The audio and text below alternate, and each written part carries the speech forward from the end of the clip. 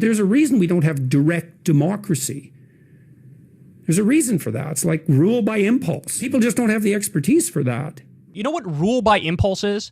Rule by impulse is having politicians make our decisions. When these politicians are in the pocket of Chevron and ExxonMobil and Goldman Sachs and the military-industrial complex, companies like Lockheed Martin and Honeywell and Boeing, that's rule by impulse. You have these like adult children who are colossally corrupt, who just do the bidding of their donors, and they're doing it, whether consciously or subconsciously, because they want to get rewarded. They want to win their next campaign, so they want to fill those campaign coffers, or when they leave Washington, they want to get a lobbyist gig for $1 million a year to sit on their ass all day.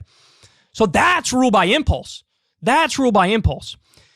And then the part where probably the worst claim he makes is like, effectively, look, you got to rely on the experts and you got to rely on the intellectuals. Oh, really?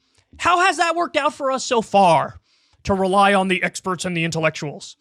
It was the experts and the intellectuals who got us into an illegal war, an offensive and illegal war that killed minimum 200,000 innocent civilians in Iraq. It was the experts and the intellectuals that brought us torture. It was the experts and the intellectuals that decided so-called free trade deals are wonderful, even though they decimated the American working class and outsourced the jobs for pennies on the dollar. It was a race to the bottom.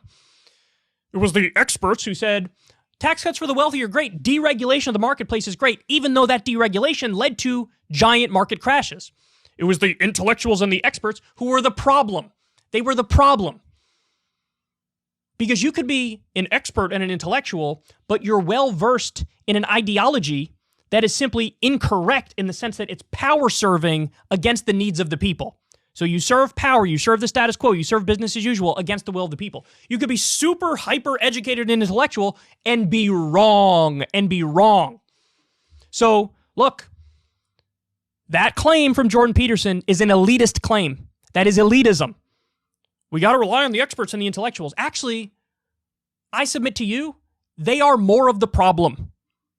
They are more of the problem. It's not average Joe and Jane working class person who's just trying to get by and pay the bills and do well by their family. They're not the problem. They're the victims.